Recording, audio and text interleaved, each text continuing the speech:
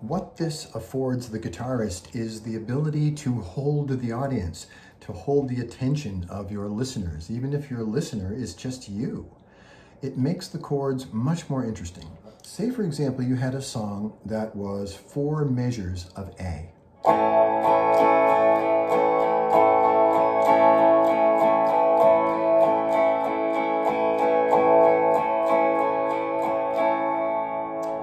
Okay, now that's 4 measures of A, and if you saw that on a chart and you played it, you'd be playing it correctly. And it would sound a little boring, a little dull. But if you knew to add some substitutions to the mix, that same 4 measures of A could be something like this.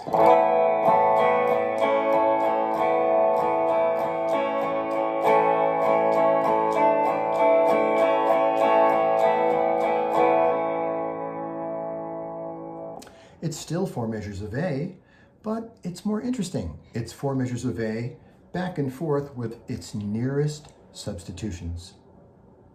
And the good news is that you can add the substitutions wherever you want to, whenever you want to. You don't have to wait for the chart to tell you or for it to even be on the record. If you think it sounds good, bouncing back and forth between a chord and its nearest substitution, you're not alone. You should do it.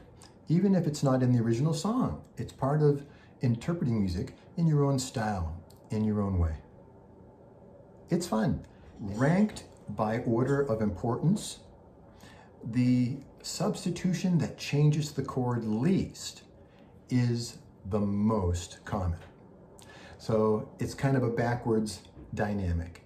But the substitutions that change the chord the most are the ones we use the least.